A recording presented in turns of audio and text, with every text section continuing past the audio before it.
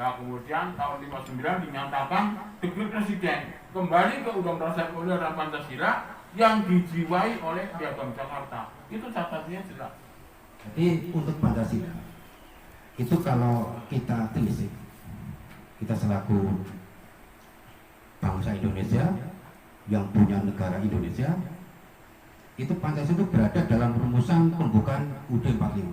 Kalau UUD 45 kan sumber dari segala sumber hukumnya di situ.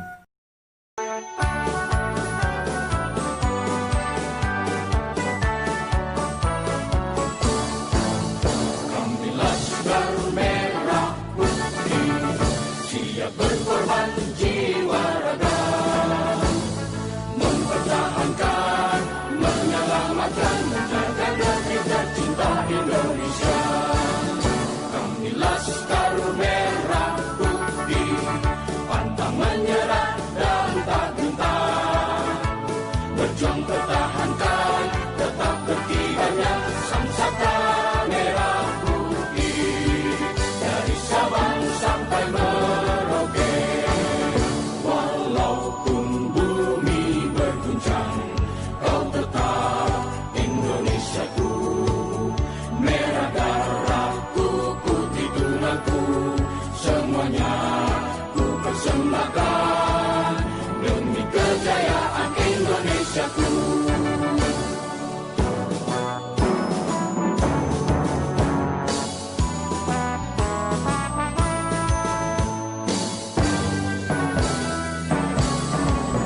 Kami Laskar Merah Putih siap berkorban jiwa raga, mempertahankan, menyelamatkan, menjaga negeri tercinta Indonesia.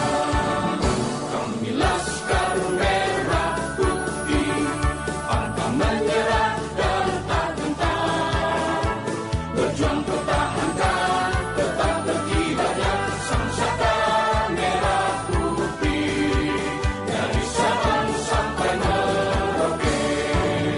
Walaupun bumi berguncang, kau tetap Indonesiaku.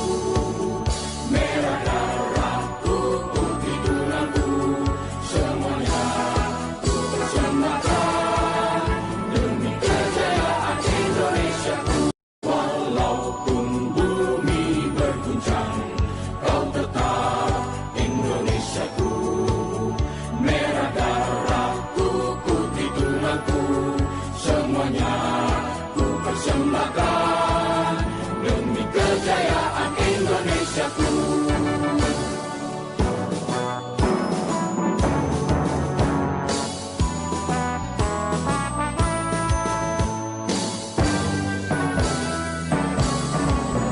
Kami Laskar Merah Putih siap berkorban jiwa raga.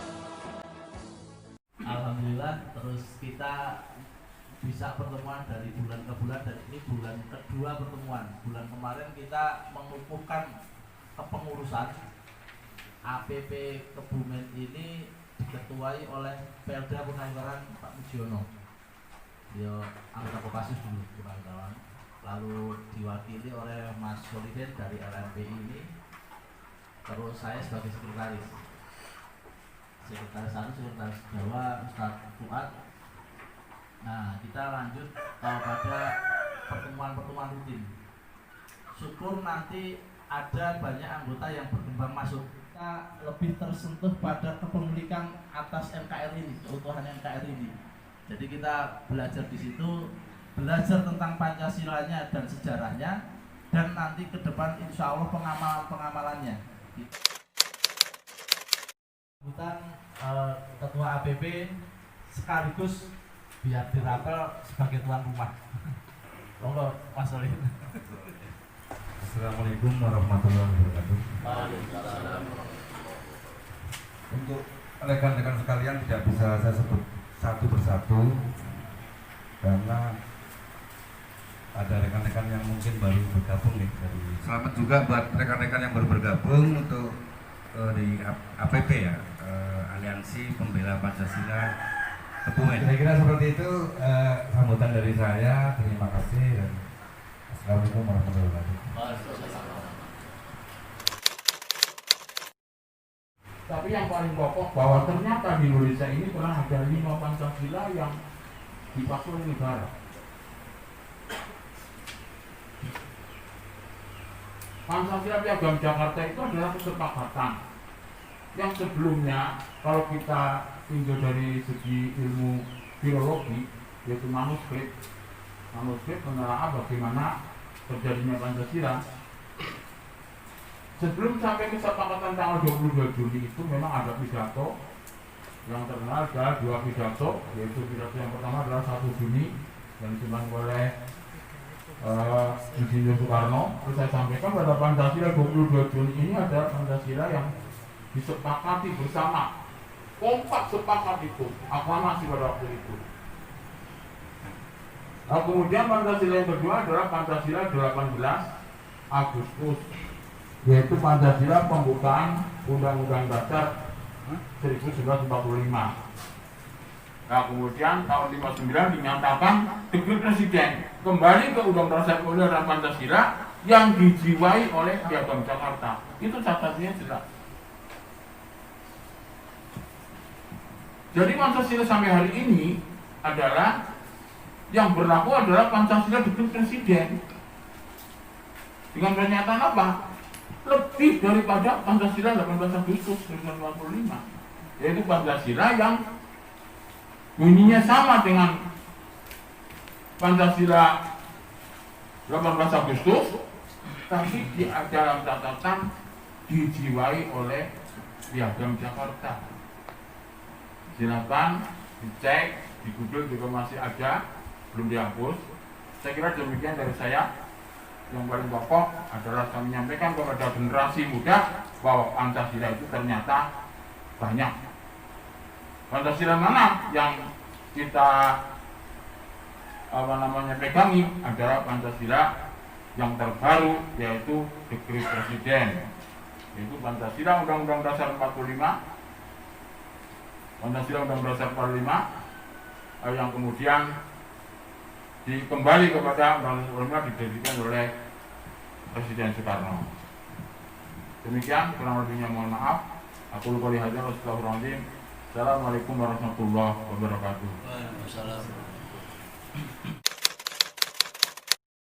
Latar belakang Pancasila sejarahnya sudah lengkap kalau saya lihat.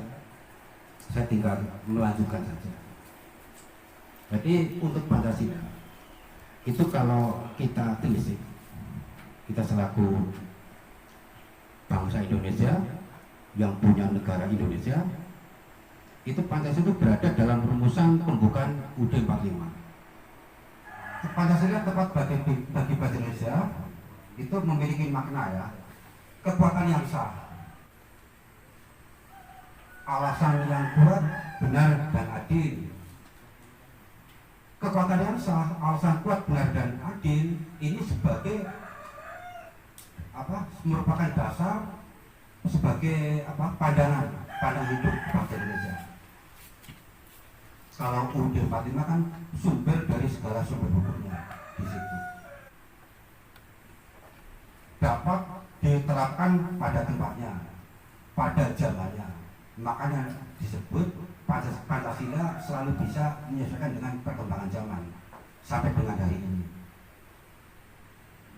Dapat mengerjakan atau menyelesaikan hal yang dirancang sebagai konsensus dasar perkat bangsa. Konsensus itu artinya kesepakatan. Misalnya saya sama istri saya, ayo kita harus sepakat seperti ini. Itu kesepakatan aja punya konsensus. Cuma kadang-kadang orang itu belum paham konsensus itu apa. Mampu menghadapi masa depan. Seperti saat ini zaman udah canggih kan, kalau kita bendung budaya dari luar ke Indonesia itu nggak bisa lagi. Kalau kita cegah, di luar juga tidak bisa lagi. Yang bisa mencegah apa? Dari diri kita masing-masing, iman dan takwa kita.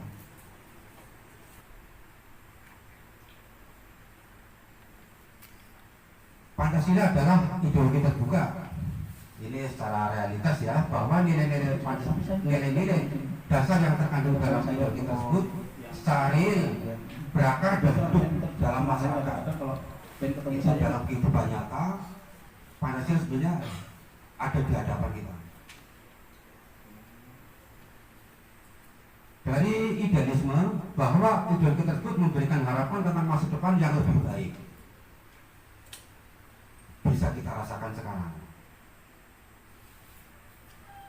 Fleksibilitas bahwa ideologi tersebut memiliki keluasan yang memungkinkan pengembangan pemikiran. Jadi Pancasila itu memberi ruang ke kita untuk berpikir secara berkembang gitu. Itu ada ruang dalam Pancasila itu. Jadi kita tidak terbelenggu karena ideologi itu, tidak.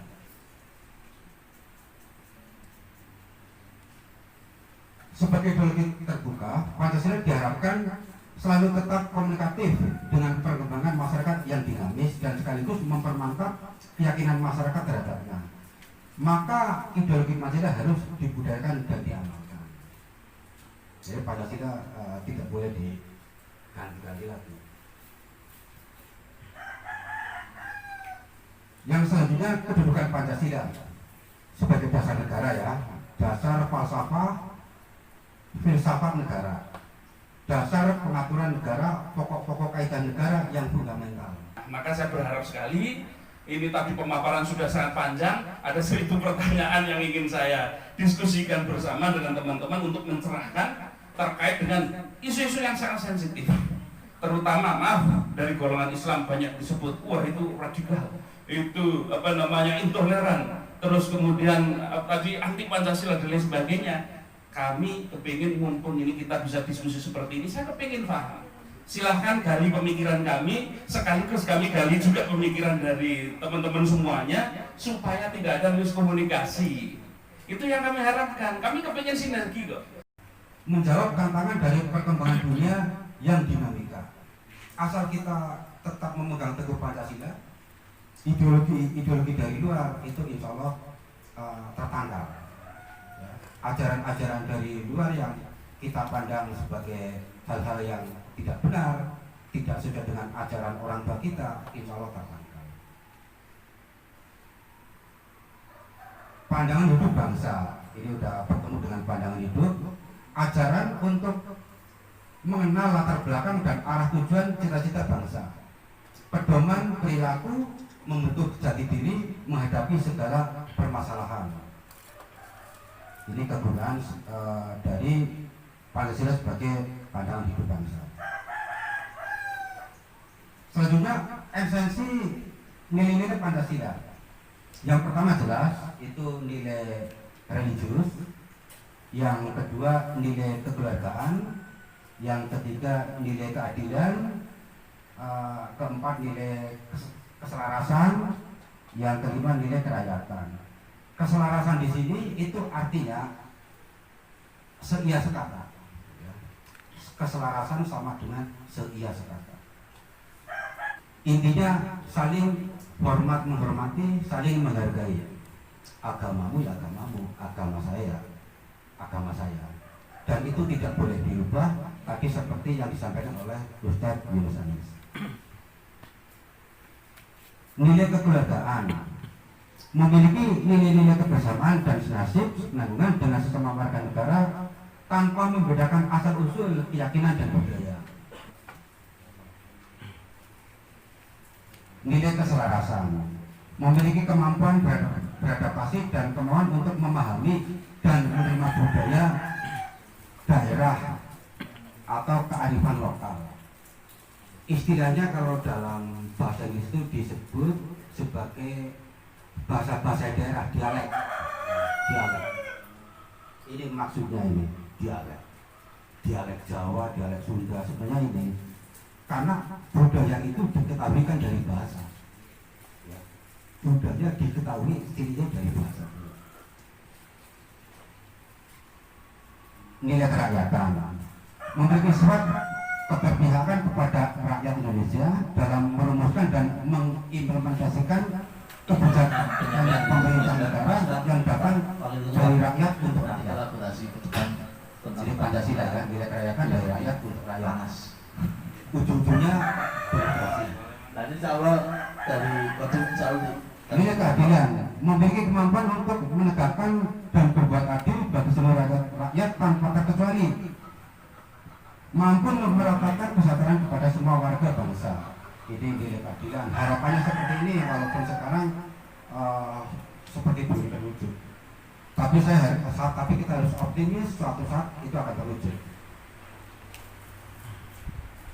Peran Pancasila bagi kehidupan bermasyarakat, berbangsa dan bernegara bagi bangsa Indonesia. Jadi HAM itu tidak dibenarkan seandainya bertentangan dengan Pancasila. HAM itu pertama muncul dalam Piagam Magna Carta itu di Inggris pada tahun 1215. Itu awal mulanya HAM. Kenapa waktu itu Piagam Magna Carta muncul? Karena untuk membatasi kekuasaan para raja-raja waktu itu di daerah Eropa. Muncullah Magna Carta. Jadi HAM yang ada di Indonesia itu juga diilhami oleh Piagam Magna Carta, biar penguasa itu tidak senang. Ini butir-butir Pancasila. Yang pertama, ketuhanan yang maha esa. Bangsa Indonesia menyatakan kepercayaan dan ketaatan kepada terhadap Tuhan yang maha esa. Manusia Indonesia percaya dan taat terhadap Tuhan yang maha esa sesuai dengan agama dan kepercayaan masing-masing menurut dasar manusia yang adil dan beradab.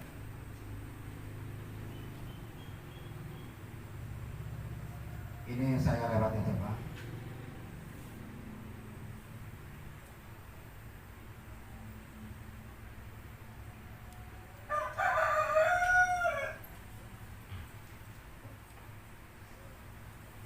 Ini persatuan ya, persatuan Indonesia mampu menempatkan persatuan serta kepentingan dan keselamatan bangsa dan negara sebagai kepentingan bersama di atas kepentingan pribadi dan golongan. Ya ini yang saat ini sedang agak-agak terancam kalau menurut saya.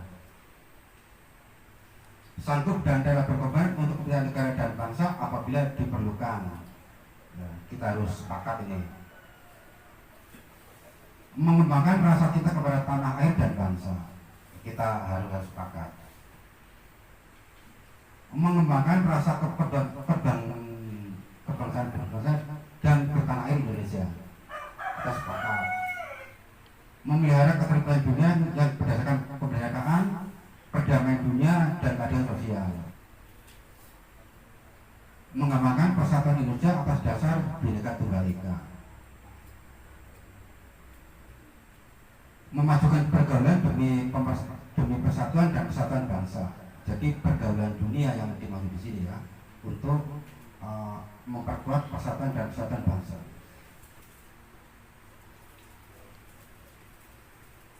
Selanjutnya, kerakyatan yang berwujud oleh hikmat kebijaksanaan dalam permasalahan perwakilan. Jadi kita sebagai warga negara dan warga masyarakat, setiap manusia Indonesia mempunyai kedudukan hak dan kewajiban yang sama. Hak kita sama, Pak. Hak kita sama, kewajiban kita sama. Yang membedakan hanya sedikit saja. Tidak boleh memaksakan kehendak kepada orang lain.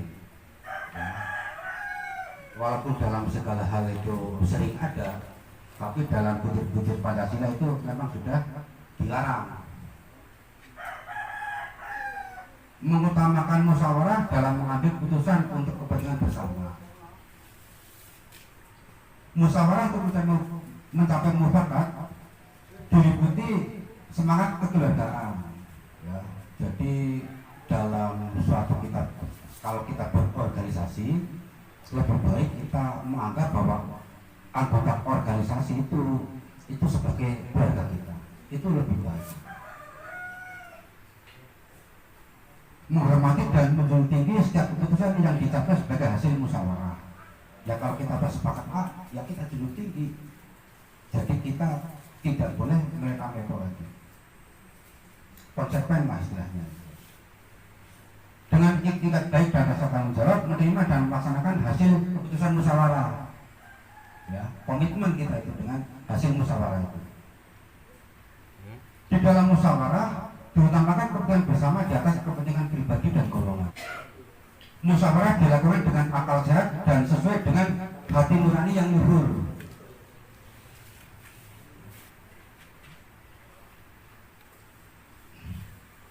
Keputusan yang diambil harus dapat dipertanggungjawabkan secara moral kepada Tuhan Yang Maha Esa. Nah, ini yang paling penting ini.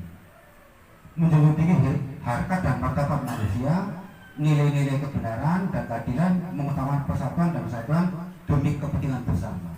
Ya, ini yang paling penting. Jadi keputusan yang diambil harus dapat dipertanggungjawabkan secara moral kepada Tuhan Yang Maha Esa. Ya, kita harus berlandaskan kepada ketuhanan.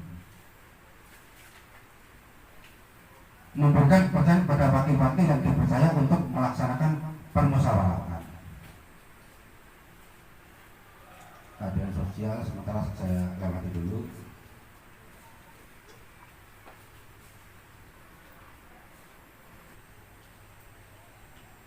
Kesimpulannya, suasana pergaulan antar bangsa semakin kompleks dan saling ketergantungan. Maka dari itu pahami dan terapkan nilai-nilai kebangsaan yang bersumber dari Pancasila. Pancasila, paham yang didasarkan atas kesadaran kebangsaan yang kuat. Dalam hal ini memahami nilai-nilai kebangsaan dari Pancasila adalah wujud kesadaran berbangsa Indonesia yang sehat dan kuat. Esensi nilai-nilai Pancasila, nilai religius, nilai kekeluargaan, nilai keselarasan, nilai kerakyatan, dan nilai keadilan. Apabila kita kehilangan harta, sebenarnya tidak ada yang hilang. Apabila kita kehilangan kesehatan, ada sesuatu yang hilang. Apabila kita kehilangan watak, segalanya akan hilang. Ya, kita kehilangan harta, sebenarnya tidak ada yang hilang. Tapi kalau kesehatan kita hilang, ada sesuatu yang hilang. Kalau kita kehilangan watak, segalanya akan hilang.